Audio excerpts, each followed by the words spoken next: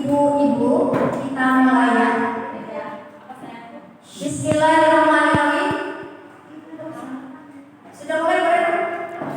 Ya. Baik, Bismillahirrahmanirrahim. Assalamualaikum warahmatullahi wabarakatuh.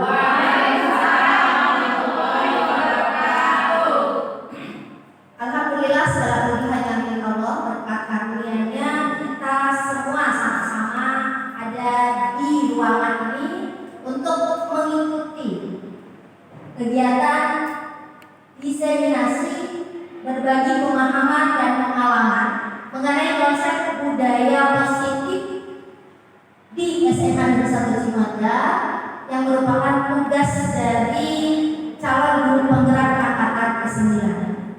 Salawat serta salam kita haturkan kepada junjungan kita Nabi besar Muhammad. Mudah-mudahan kita semua diberikan syafaatnya di yaumul nanti. Amin. Ibu-ibu sekalian, guru-guru SMA Negeri 1 Cimaja, pada kesempatan ini perkenankanlah saya Yuyun Yunia, calon guru penggerak angkatan ke-9, ingin berbagi, ingin membagikan pengalaman berkaitan dengan konsep inti dari budaya positif. Untuk itu, mari kita awali dengan baca basmalah. Bismillahirrahmanirrahim. Baik, ini adalah tugas saya sebagai CGP Angkatan 9. Pada kesempatan ini saya dibimbing oleh pengajar praktek saya, Bapak Muhammad Setiawan, dan fasilitator adalah Ibu Dwi Puspita Sari.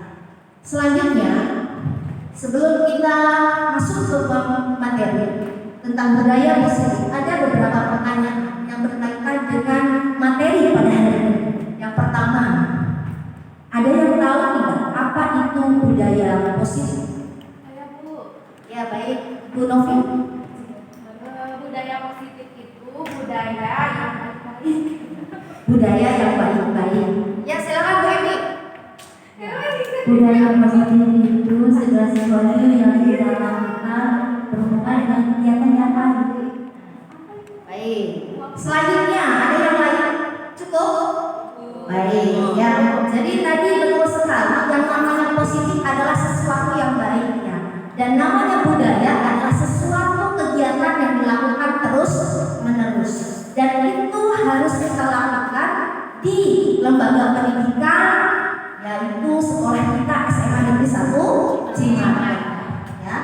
Kemudian yang kedua, apa sih pentingnya menciptakan suasana positif di lingkungan sekolah kita? Ya, gantian ya benar-benar. Baik. Ya, agar tercipta lingkungan yang kondusif. Lanjut. Ya, Bu Wiwin. Supaya murid aman dan nyaman dalam belajarnya. Ya, oke. Lanjut, ada yang lain? Cukup? Baik. Betul sekali ya, Bapak dan Ibu. Yang namanya lingkungan positif itu sangat diperlukan ya di sekolah kita. Yang pertama tadi supaya lingkungan belajar anak-anak kondusif ya. Kondusif itu berarti aman, begitu ya, tertib. Sehingga apa tujuannya? Ya tentunya siswa belajar dengan tenang dan tujuan pendidikan itu sendiri bisa tercapai dengan baik. Ya. Selanjutnya yang keempat, apakah ada hubungan antara menciptakan suasana yang positif? Oh yang ketiga ya. Yang ketiga, sebagai seorang pendidik dan atau pimpinan sekolah, bagaimana sih Anda dapat menciptakan suasana positif di lingkungan Anda selama ini? Atau artinya secara singkat pertanyaannya, di sekolah kita sudah berjalan belum sih lingkungan positif atau budaya positif? Sudah. Ya baik, silakan Novi.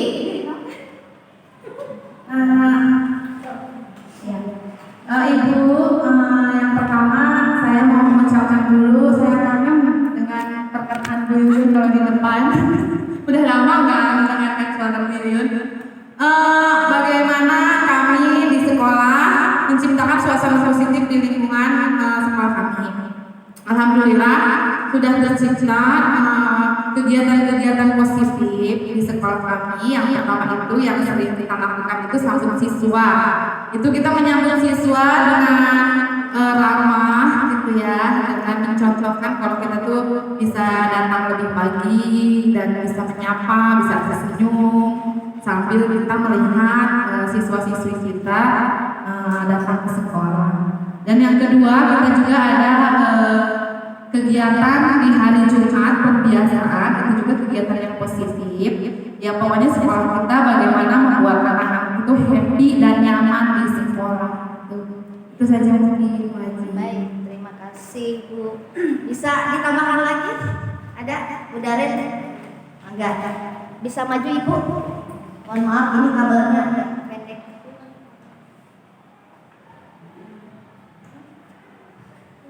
Ya, terima kasih Bu Hendy. Menciptakan budaya positif itu kan biasa dengan memberikan suasana kelas yang positif ya. Salah satu menciptakan suasana positif itu adalah dengan membentuk kesepakatan kelas ya. Ada peraturan kelas dan sebagainya. Mungkin itu aja sih sama yang untuk terima kasih Bu. Terima kasih Bu Darin dan Novi. Cukup ya Bapak dan Ibu ya. Jawabannya sudah mewakili, betul sekali. Sekolah kita itu sudah melakukan hal-hal positif atau yang kita sebut dengan budaya positif, begitu ya. Kemudian tentu saja budaya positif itu sudah ada dan tentunya ya dengan serta-merta budaya positif itu muncul karena adanya lingkungan yang positif. Kegiatan-kegiatan yang tadi sudah diperkenalkan dan sudah kita laksanakan di sekolah kita itu mendukung sekali tumbuhnya budaya-budaya positif khususnya kepada murid-murid ya. Tentunya itu sangat erat kaitannya dengan proses pembelajaran yang berpihak pada murid. Ketika kita berbicara proses pembelajaran yang berpihak pada murid, berarti kita berbicara tentang apa sih kebutuhan murid. Nah, kalau misalnya kita berbicara kebutuhan murid sebelum murid itu belajar, tentunya yang pertama adalah mereka butuh kelas lingkungan yang nyaman, aman dan tentram. Dengan budaya positif itu semua akan terwujud seperti itu ya. Itu pertanyaan yang ketiga ya. Yang kedua, apakah ada hubungan antara menciptakan suasana yang positif dengan proses pembelajaran yang berpihak pada murid? Itu mungkin sudah tadi saya bahas ya. Dan yang kelima, bagaimana sih penerapan budaya positif saat ini di sekolah kita efektif tidak ya? Artinya berjalankah, konsistenkah seperti itu? Bagaimana dengan Monika? Ya silakan Monika maju ke depan. Kalau memang belum efektif, apa yang perlu dikembangkan? Pertanyaan nomor 5, bagaimana penerapan budaya positif saat ini di sekolah kita? Apakah sudah ada dan diterapkan dengan efektif? Sebagian ada ya. Ada anak-anak mengikuti kegiatan KBM dengan tertib, dengan aman. Kemudian pelaksanaan yang kita lakukan dalam tata tertib juga dilaksanakan. Ada sebagian yang belum, mungkin tertentu saja ya Bu ya. Mungkin ada anak yang di luar tata tertib itu menyalahi aturan dan lain sebagainya. Contohnya mungkin dari seragam ya. Ada aja anak yang tidak sesuai dengan seragamnya. Mungkin itu saja. Terima kasih. Assalamualaikum warahmatullahi wabarakatuh. Waalaikumsalam warahmatullahi wabarakatuh. Terima kasih Bu Mika ya. Tentu saja kalau kita berbicara tentang ideal dalam kehidupan ini tidak ada yang ideal ya Bapak dan Ibu ya. Tentunya gitu ya. Ada saja hal-hal yang perlu diperbaiki, ditambahkan dan tentunya dikembangkan. Dan itu perlu evaluasi setiap harinya, setiap saatnya. Ada kegiatan-kegiatan atau pada budaya-budaya positif yang sudah ada di sekolah kita. Tadi salah satu terdengar dari pendapat Ibu Guru ya, yang menyatakan bahwa ternyata budaya positif selain tadi sambut siswa ada juga membuat keyakinan kelas ya. Nah itu kegiatan itu hari ini akan kita bahas ya Bu Darin ya. Nah untuk itu harapannya hari ini kita akan tahu bagaimana sih langkah-langkahnya dan cara untuk membuat keyakinan kelas. Artinya kita samakan persepsi, kita munculkan salah satu budaya positif yaitu membuat keyakinan kelas yang dimana keyakinan kelas itu adalah merupakan akar dari tumbuhnya nilai-nilai kebajikan dari Nah, seperti apa selanjutnya materi tentang budaya positif? Mangga dilihat di sini. Next. Baik. Ini diawali dengan filosofi pendidikan. Bapak pendidikan kita Ki Hajar Dewantara. Dari bukunya tahun 1936 di bulan Januari dan Februari, beliau mengatakan bahwa kita ambil contoh perbandingannya dengan hidup tumbuh-tumbuhan. Seorang petani dalam hakikatnya sama kewajibannya dengan seorang pendidik. Bapak dan Ibu, petani itu sama, ya sama analogi kan? Dengan seorang pendidik ya. Samanya di mana? Kita baca lagi. Petani itu menanam padi. Petani dapat menuntun tumbuhnya padi supaya padi itu dalam keadaan baik-baik saja dan tumbuh subur. Bagaimana caranya? Petani itu dapat memperbaiki kondisi tanahnya, memelihara tanamannya, memberi pupuk, membasmi ulat-ulat, dan tentunya menyiramnya. Dan apa yang terjadi? Tentunya padi akan tumbuh dengan subur. Dan itu sama dengan fungsi kita sebagai guru. Next. Ya, lagi Bu. Oke, next. Ya, kita juga punya murid ya. Kita punya siswa yang tadi dianalogikan oleh Bapak pendidikan kita sebagai tanaman padi. Murid-murid kita adalah tanaman harus kita jaga, kita rawat, ya, kita cari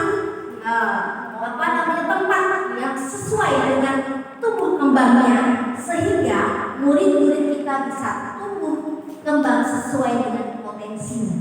Nah, itu tidak bisa tiba-tiba ada Bapak dan Ibu, perlu usaha dari diri kita. Salah satunya peran kita sebagai guru itu mengembangkan dan memunculkan, mengadakan ya lingkungan positif yang akhirnya tercipta budaya positif di lingkungan mereka. Ya, seperti itu. Nah, apa sih budaya positif? Di situ sudah terlihat bahwa definisinya adalah perwujudan dari nilai-nilai keyakinan universal di sekolah. Jadi perwujudan itu adalah sesuatu yang dilakukan, ya, dilakukan dari nilai-nilai keyakinan. Nilai-nilai keyakinan itu adalah sesuatu yang dilakukan tanpa harus ada perintah, tanpa harus ada hukuman, tanpa harus ada penghargaan. Jadi budaya positif itu bisa dilakukan oleh murid dengan nilai-nilai keyakinan yang tumbuh universal tanpa ada paksaan seperti itu. Nah, apa saja yang akan kita bahas di konsep inti budaya positif? Yang pertama, kita akan bahas tentang perubahan paradigma belajar. Ada perubahan paradigma belajar di pendidikan kita dari mulai zaman kolonial sampai detik ini, ya. Kita menggunakan kurikulum merdeka, ya. Itu semua akan kita bahas di sini sedikit. Kemudian yang kedua, kita juga akan berbicara tentang sipil positif. Yang ketiga, kita akan berbicara tentang kebutuhan dasar manusia, karena ini berkaitan dengan seseorang bisa berdisiplin karena adanya kebutuhan dasar manusia, dan seseorang bisa tidak berdisiplin karena juga kebutuhan dasarnya tidak terpenuhi. Yang keempat, kita juga akan membahas tentang motivasi perilaku manusia. Yang kelima, posisi kontrol. Yang keenam, keyakinan kelas, yang merupakan budaya positif nanti yang akan kita budayakan di sekolah kita. Dan yang terakhir adalah segitiga restitusi. Selanjutnya, baik. Yang pertama, ya, perubahan paradigma belajar. Ini adalah perbandingan antara pendidikan zaman kolonial Belanda dengan pendidikan paradigma baru. Pada zaman kolonial Belanda, rakyat hanya diajari berhitung, menulis, dan membaca seadanya. Dan tujuannya itu bukan untuk dirinya, tapi untuk kepentingan dari pemerintah Belanda pada saat itu yang membutuhkan pegawai yang bisa menulis, bisa membaca, dan membantu usaha mereka pada saat itu. Jadi tujuannya bukan ke muridnya, bukan ke siswanya, tapi ada tujuan di balik itu, ya, seperti itu. Tetapi ketika kita berbicara pendidikan paradigma baru, ini yang berbeda, bahwa pendidikan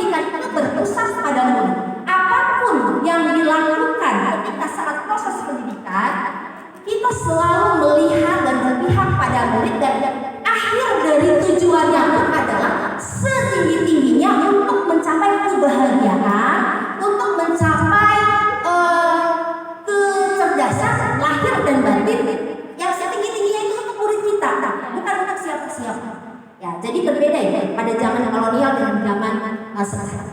Ya, seperti itu. Di sini Ki Hajar Dewantara juga mengatakan bahwa tujuan pendidikan itu adalah berusaha untuk menuntun ya, segala kodrat yang ada pada anak. Kalau kita berbicara tentang segala kodrat, ya berarti anak itu ada, ya, bukan sebagai selembar kertas yang kosong, seperti itu ya. Jadi di sini kita sebagai guru tugasnya hanya sebagai penuntun aja, mengembangkan, membuat potensi dari siswa kita muncul seperti itu.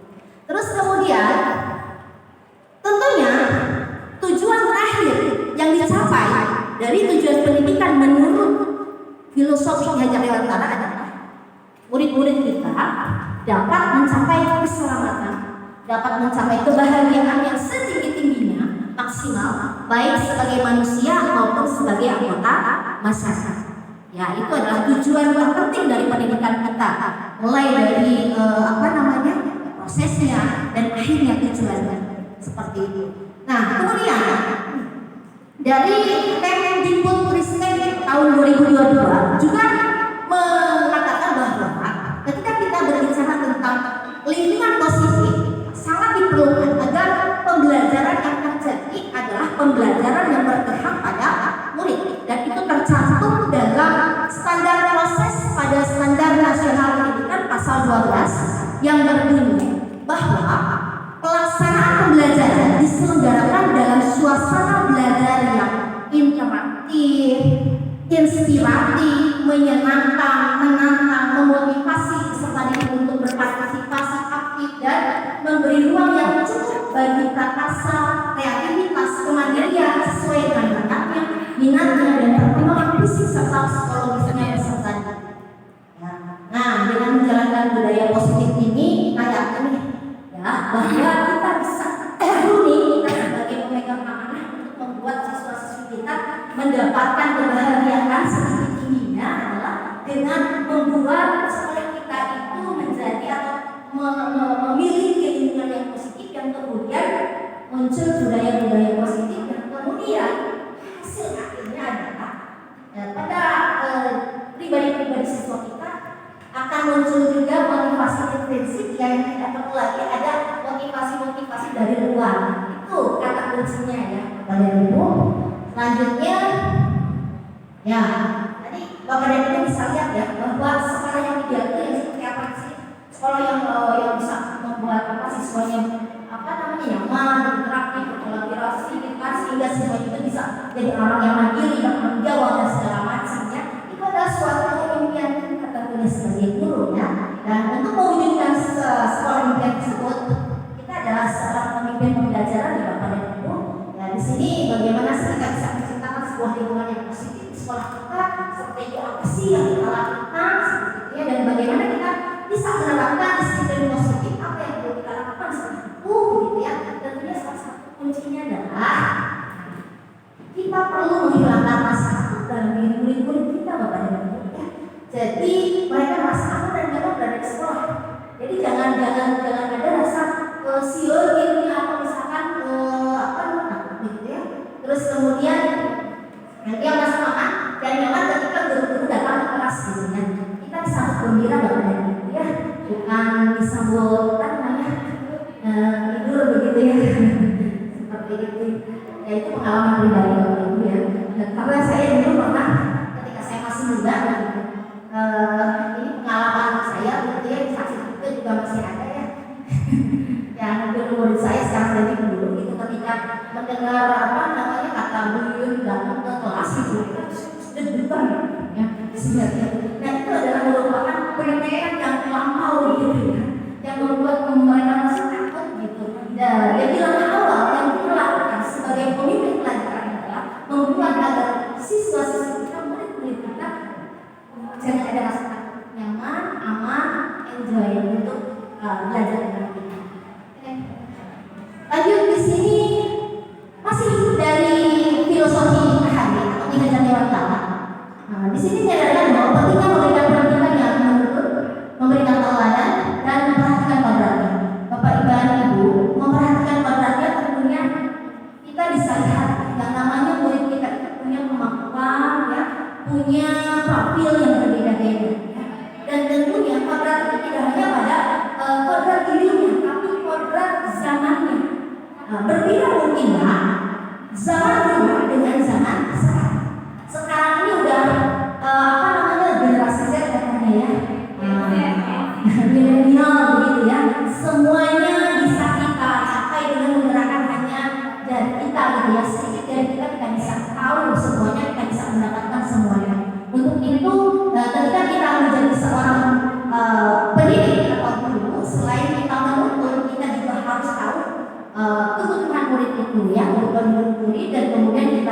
juga harus mengetahui dan paham bahwa murid juga punya kodrat ya, bawaan dirinya dan zamannya yang sekarang ini ya, seperti itu.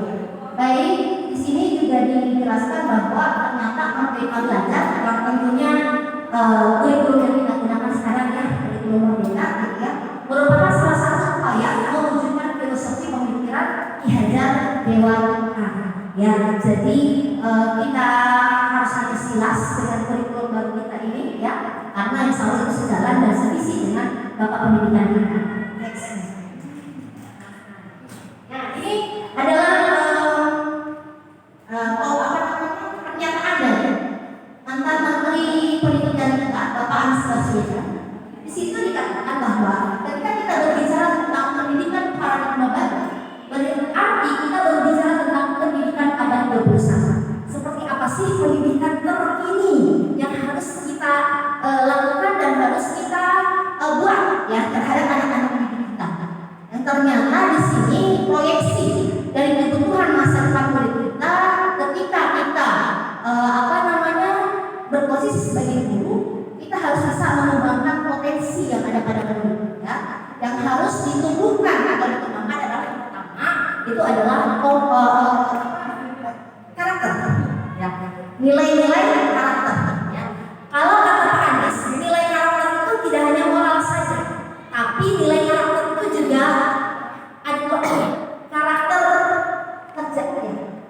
Karakter moral dan karakter kinerja ya. Artinya kalau misalkan kita menuntut atau membuat murid-murid kita memiliki karakter moral, berarti murid-murid kita itu memiliki nilai yang mana, ketakwaan, jujur, rendah hati seperti itu dan ketika kita menuntut anak-anak kita untuk memiliki karakter kinerja, berarti anak-anak kita dituntut memiliki nilai-nilai kerja keras, ulet, tangguh, tak boleh bergerak, tanggung jawab seperti itu ya.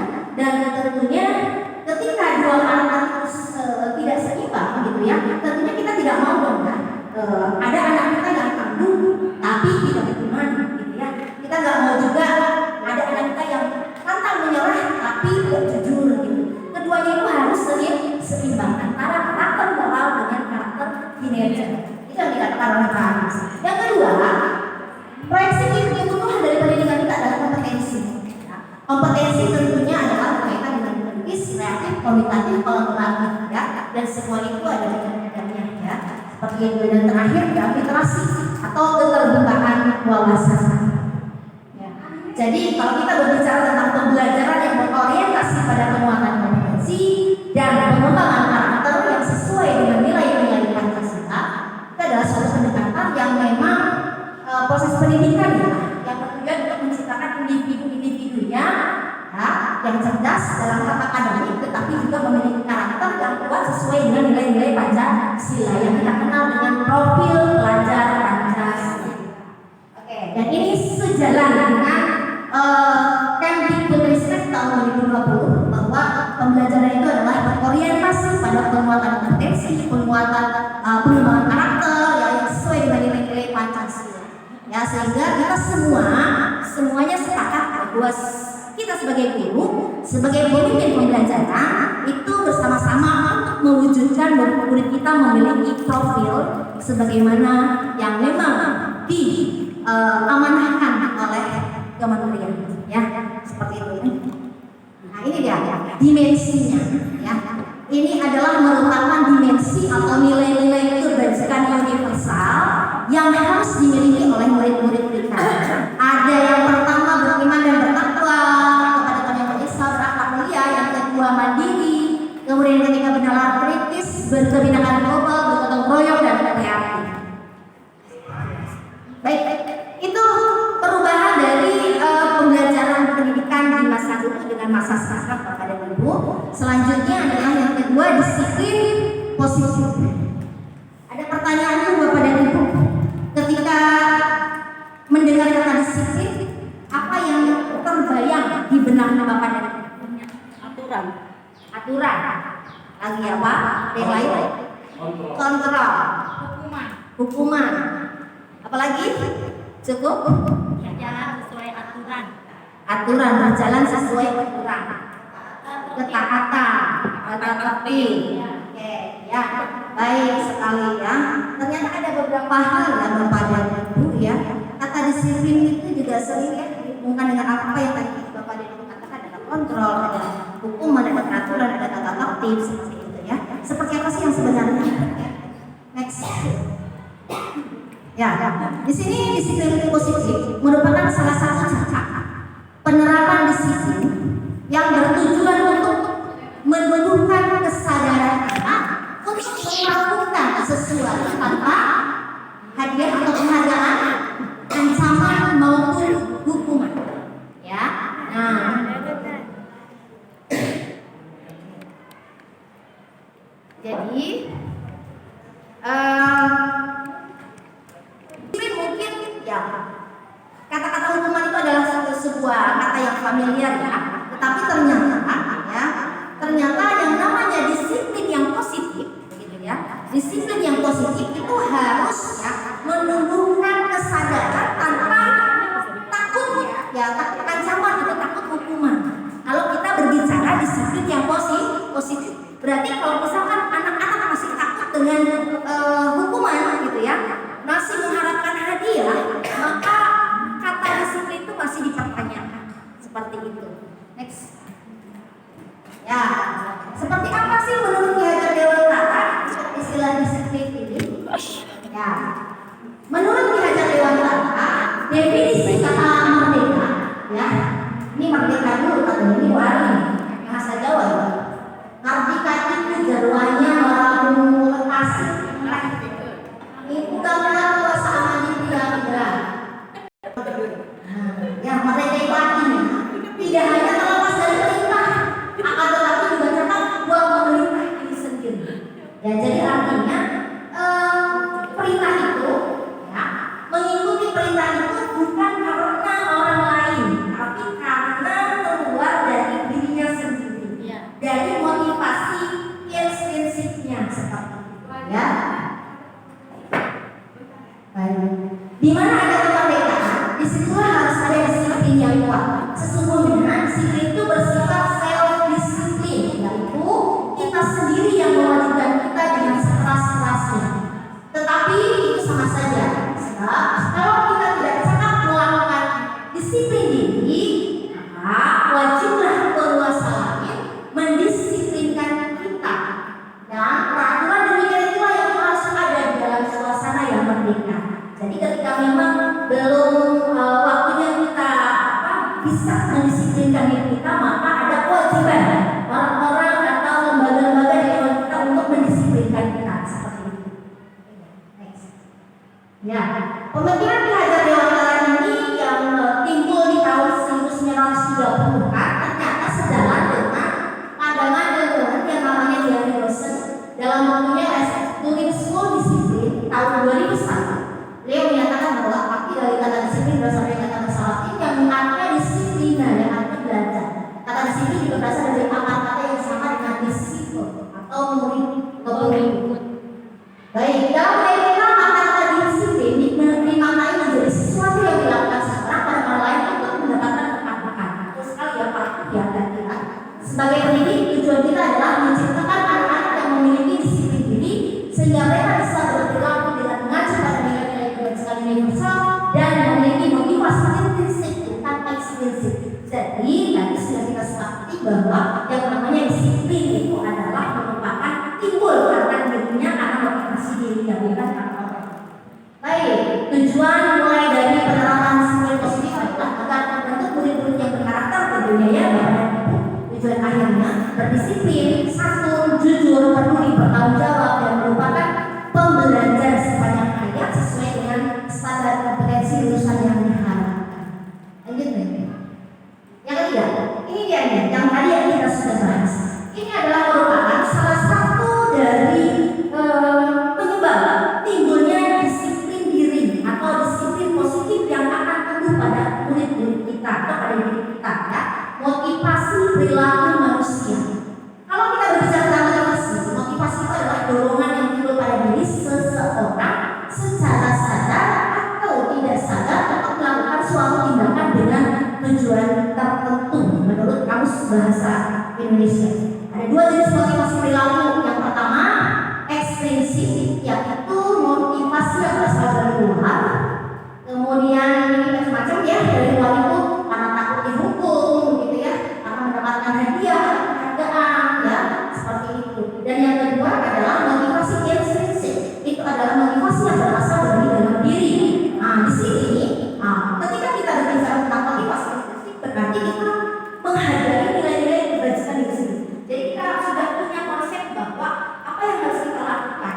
sudah punya kesadaran bahwa kita sudah punya nilai-nilai yang harus kita lakukan. Itu adalah motivasi prinsip yang keluar dari diri kita. Murid melakukan sendiri dikatakan sadar akan nilai-nilai tersebut. Oh, itu baik buat saya, maka saya lakukan. Jadi nilai-nilai kebaikan itu ada dalam dirinya dan diaplikasikan dalam pelaksanaan disiplin. Seperti itu. Ya, studi kasus nih. Ada IPA murid ya kurang menguasai pelajaran teoretika sehingga pada saat pelajaran tersebut langsung dia lebih banyak diam atau menggambar di buku pelajarannya. Pak gurunya namanya Pak Sebo menanyakan pertanyaan, IPA menjadi gugup karena nggak bisa gitu ya, dan nggak sengaja dia menjadi panasnya dari kursi secara tiba-tiba menjadi gagap pada saat berupaya menjawab. Seluruh kelas pun tertawa oleh perilaku IPA begitu ya, yang berbicara gagap-gagap dan terkejut. Pak Seno pada saat itu membiarkan teman-teman IPA menertawakan IPA yang gagap dan malu luar biasa, dan malahan minta IPA untuk maju ke depan.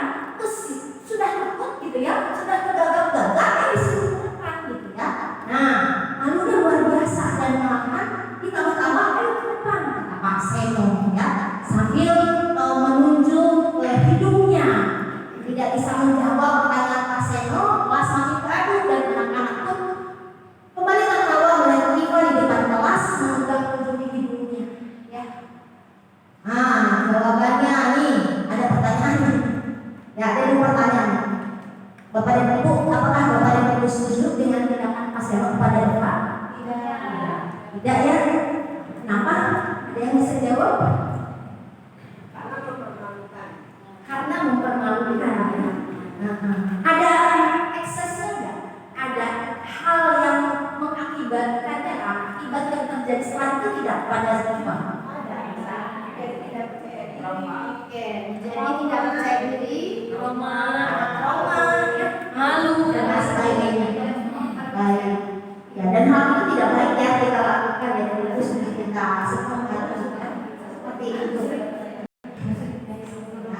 Nah, betul sekali Bapak dan Ibu ya. Ketika kita berbicara tentang hal-hal negatif yang terjadi kepada IPA gitu ya, di dalam konsep motivasi itu namanya identitas gagal. Ya, identitas gagal itu bisa terjadi pada IPA gitu ya. Karena apa? Karena halu. Ya, hari disuruh yang takut nggak bisa jawab, dihukum untuk maju ke depan begitu ya. Kenapa sih hukuman itu bisa mengakibatkan kita menjadi down gitu ya, menjadi tertekan? Ternyata hukuman itu yang pertama sifatnya menyakitkan gitu ya. Jadi kalau misalkan murid kita punya perasaan sakit, berarti kita butuh mereka gitu ya. Yang kedua tidak nyaman, yang ketiga memaksa, yang keempat murid jadi takut, ya, yang kelima murid menyembunyikan kesalahan. Jadi ketika ada hukuman, ya, murid bertambah gitu ya, menjadi berbohong gitu ya, seperti itu karena takut, dan karena menjadi rendah diri. Dan ternyata ini adalah sesuatu hal yang baru buat saya. Yang keduanya, ya, ternyata identitas gagal yang ada pada murid kita ternyata bisa diakibatkan karena penghargaan. Ya, jadi penghargaan itu tidak selalu baik. Ya, kenapa? Karena tidak efektif, begitu ya. Jadi mereka itu melakukan sesuatu bukan karena dirinya, bukan karena nilai-nilai keyakinan yang ada pada dirinya, tapi karena sesuatu yang akan mereka dapatkan. Ya, yang pertama, yang kedua, merusak hubungan. Ada sifat iri hati. Ya, ketika temannya dapat kok enggak gitu ya, seperti itu. Yang ketiga, mematikan kreativitas, menghukum dengan sistem ranking. Ya, kemudian merasa sehat, menghargai dirinya. Ya, seperti itu. Ya, jadi tidak berharga ya, tidak yang diberi penghargaan ya, seperti itu. Nah, terus kemudian di sini ada identitas sukses, kebalikan dari tadi, dari kasusnya Ivan. Itu bisa kita lakukan. Jadi dalam menghadapi siswa kita mengenai konsep disiplin, menegakkan disiplin, ternyata kalau yang kita lakukan caranya dengan cara menghukum dan memberikan penghargaan, ternyata itu bisa menjadikan murid kita menjadi siswa yang memiliki identitas gagal. Ya. Dan di sini kalau kita berbicara tentang akibat supaya murid kita memiliki identitas yang sukses, ternyata yang kita lakukan harus ada 2 ini, konsekuensi dan restitusi. Mungkin konsekuensi udah sering dengar ya, Bapak dan Ibu ya. Dan ini bahasa yang baru, restitusi. Apa bedanya? Keduanya adalah kalau konsekuensi dan hukuman tentunya ada beda ya. Yang pertama konsekuensi adalah penguatannya jangka pendek, ya. Kemudian perlu memonitori berkelanjutan. Kemudian perlu menghormati peraturan yang kelima kehilangan waktu untuk menyelesaikan kesalahan. Kalau restitusi ini agak lain. Ini luar biasa bagus sekali gitu ya untuk kita terapkan pada murid kita ketika murid kita memiliki masalah atau melakukan suatu kesalahan. Karena Bapak dan Ibu, ketika kita berbicara kesalahan yang dilakukan oleh murid-murid kita, jangan langsung mencap bahwa anak ini bandel, anak ini kurang ajar, anak ini kemudian dan sebagainya. Walaupun itu juga terjadi dengan saya, ya anak-anak lupa juga.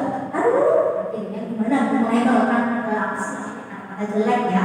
Nah, di sini ternyata ketika kita ingin mengubah anak-anak kita yang telah melakukan kesalahan, ternyata kesalahan itu adalah suatu proses pembelajaran Bapak dan Ibu, dan kita akan bisa ubah itu melalui metode atau jalan restitusi. Apa sih restitusi itu? Satu, murid bisa lebih bertanggung jawab atas perilakunya. Kemudian kedua, fokus pada pemecahan masalah jangka panjang. Jadi tidak hanya pada saat saja, misalkan dia telat gitu ya, maka dia ke depannya gitu ya, ketika diberikan solusi diajak ngobrol, tidak jangka panjang untuk perubahannya seperti itu. Nah, kalau konsekuensi masih jangka pendek, bisa jadi besoknya dia melakukan itu lagi. Kemudian yang ketiga, murid menghormati dirinya dan orang lain, ya, artinya tidak ada rasa dendam gitu ketika apa sih namanya pada dunia yang mungkin menasihatinya gitu ya, jadi fine-fine aja gitu. Jadi ketika sudah selesai oke, tidak ada masalah gitu ya, tidak ada cemburu, tidak ada apa gitu ya. Terus kemudian yang keempat yang kontrol, yang memang bersemangat untuk membuat kesalahan. Ini yang tadi yang berbeda ya. Jadi ketika mereka membuat kesalahan, mereka tetap bersemangat, tidak malu gitu ya, dan berusaha untuk memperbaiki kesalahan. Jadi berdasarkan bagian di atas ya, kita bisa menyimpulkan ini hukuman itu bersifat tidak berencana ya, atau tiba-tiba ya, tiba-tiba. Misalkan apa namanya, anak dapat uang, terus kemudian disuruh menulis status, saya tidak akan menulis, itu hukuman ya, dan itu juga diperkenankan seperti itu ya, atau disebut lagi begitu ya, seperti itu. Nah itu yang hukuman ya, bisa berfungsi monumental dan murid disakiti oleh suatu perbuatan atau kata. Kalau konsekuensi ini biasanya diberikan berdasarkan suatu pengukuran. Kalau dia 3 kali dikit ya, sekali lagi ya, dan sebagainya. Ya, peraturan ini sudah diketahui oleh murid juga gitu, dan guru senantiasa perlu memonitor murid gitu, karena pendek gitu kan ya.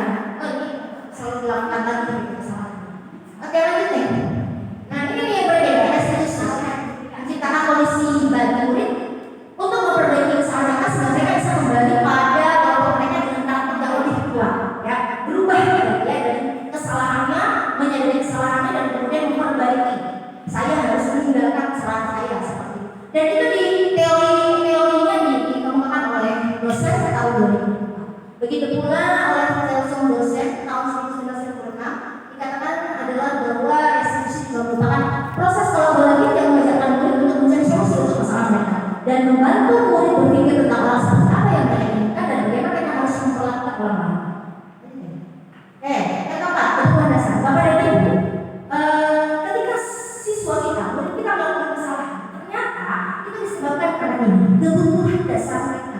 Ya, kebutuhan dasar mereka sebagai manusia. Kebutuhan dasar mereka itu ada 5. Yang pertama, mereka bertahan hidup. Artinya ketika seseorang mencuri ya, kenapa dia mencuri? Ada alasannya. Yang kedua kasih sayang dan rasa terima ya. Ini juga diperlukan oleh manusia ya, sebagai dasar kebutuhan juga dengan murid kita tentunya ya. Terus kemudian penguasaan, kebebasan dan kesenangan. Baik, lanjut restitusi ya. Ini yang akan kita lakukan ya, yang akan kita coba ya. Seperti apa sih langkah-langkahnya? Nih ciri-cirinya tadi menguatkan dan fokus pada solusi ya. Jadi kalau restitusi ini fokusnya bukan pada kesalahan, tapi pada solusi. Terus kemudian yang kedua fokus pada karakter bukan tindakan. Yang ketiga, bukan menulis kesalahan, namun belajar dari kesalahan. Yang keempat, mencari kebutuhan dasar yang mendasari tindakan. Kebutuhan apa sih yang kamu merasa keramas gitu, yang keramas dari dirimu gitu, sehingga kamu melakukan hal itu gitu ya. Artinya dari situ kita bisa tahu, oh iya, kebutuhan dia keramas dan dia melakukan itu, kemudian kita menyadari. Lalu kemudian yang kelima, memperbaiki lingkungan, tujuan menuntut untuk melihat ke dalam diri supaya nilai-nilai yang telah dilakukan, kesalahan yang sudah dilakukan berubah menjadi dan kembalikan karya-karya. Nah, ini adalah kata-katanya ya, Ibu dan Bapak. Yang pertama adalah menstabilkan identitas, yang kedua adalah validasi kebutuhan, yang ketiga adalah menanyakan keyakinan. Nah, segitiga diskusi seperti ini Bapak dan Ibu ya. Ketika seseorang sedang memiliki masalah, ya, pertama-tama adalah menstabilkan identitas. Bagian dasar dari segitiga ya, tujuannya untuk mengubah identitas anak dari orang yang gagal dan melakukan kesalahan dari orang yang sukses. Contohnya, yuk sini, kamu misalkan ayo jujur sama ibu, apa yang kamu lakukan? Jangan takut karena semua orang pernah berbuat salah. Hal itu yang harus kita sadarkan kepada ibu pun pernah berbuat salah seperti itu. Semua orang pun pernah seperti itu. Itu yang pertama.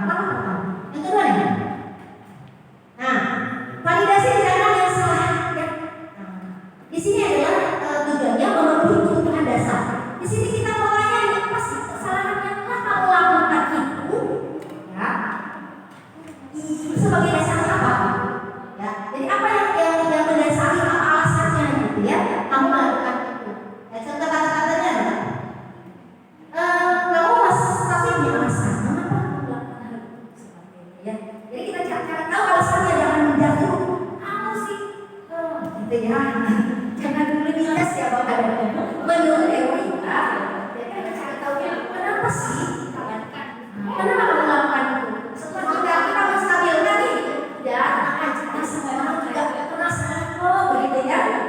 Terus kemudian yang kedua kasih validasi, kenapa sih kamu melakukan itu seperti itu? Ya, yang ketiga nih, menanyakan keyakinan. Setelah dicari tahu kenapa mereka berbuat seperti itu, kemudian kita sama-sama kadang-kadang kamu mau nggak memperbaikinya? Nah, kemudian dia akan mengatakan saya mau seperti apa? Nah, itu akan tumbuh dan timbul dari dirinya yang saya melakukan ini, gitu ya. Bukan karena suruhan kita seperti itu. Contohnya Bapak Ibu ya, bisa membantu saya. Ya. Nah, ini adalah salah satu contoh. Nih, ada kasus ya. Nih, kasus contoh yang akan saya paparkan dan ini. Kasus ini adalah tentang si Adel. Adel ini kesal banget dengan si Adi karena Adi sering menggunakan alat tulis tanpa izin. Ya, Adel lalu marah dan tidak pernah emosinya. Nah, ceritanya ini Adel, ini Adel. Nah, saya sebagai gurunya ceritanya. Baik, assalamualaikum Adel. Assalamualaikum Bu.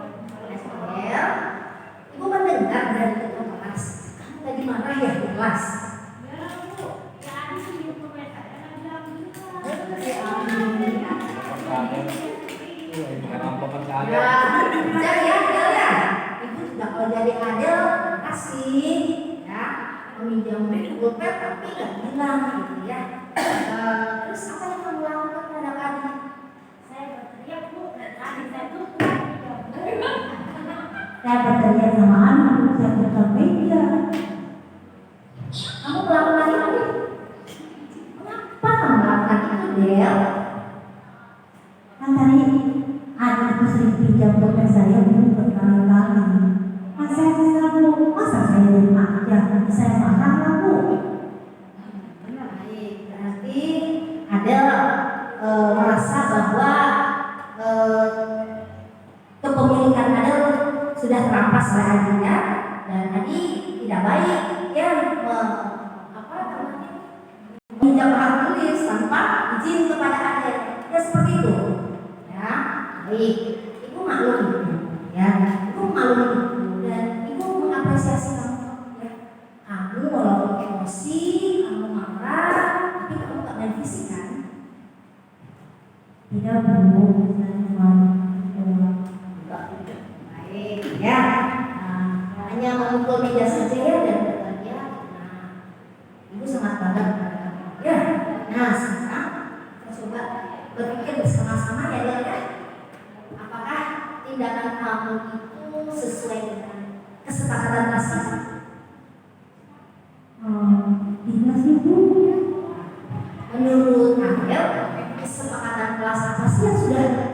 mulai Adel. Ya, ibu tidak menghargai dan tidak percaya. Ya, tidak menghargai teman ya, tidak menghargai teman, tidak menghormati teman. Adi tentunya jadi malu dong kali ya, Adel. Dan terus kemudian kelas juga jadi nggak tertib ya, pasti rame ya Bang ya. Ya Bu, Adel, aku mau bertanya sama kamu, menurut kamu, apakah menghormati dan menghargai itu penting buat kamu? penting Bu, penting sekali. Assalamualaikum. Waalaikumsalam. Ya, penting buat Adel ya. Kenapa penting? Karena dengan kita menghargai lagi dari zaman kemudian akan jalan dengan ibu menghargai. Iya, sangat penting ya. Kita harus hidup rukun begitu ya. Lalu apa yang harus kamu lakukan? Ya, agar supaya kamu memiliki keyakinan yang sesuai dengan keyakinan kelas kita. Persamaan, kemudian memaafkan teman ibu. Jadi ada rasa lebih bersabar ya. Ya, baik. Ada mau memperbaiki kesalahan Anda? Ya Bu, saya akan memperbaiki kesalahan dan saya akan memaafkan, sedangkan adik dan saya akan bilang pada adik baik-baik. Bagus, anak yang benar ya. Tadi juga kemarin sudah bilang akan meminta maaf sama Adel, karena dia sudah mengakui bahwa dia salah, tidak kamunya datang ke sini. Ya Bu, terima kasih. Ya, sekarang Adel boleh kembali ke kelas dan semangat belajarnya ya. Ya Bu. Baik, silakan. Tepuk tangan buat Bu Esi.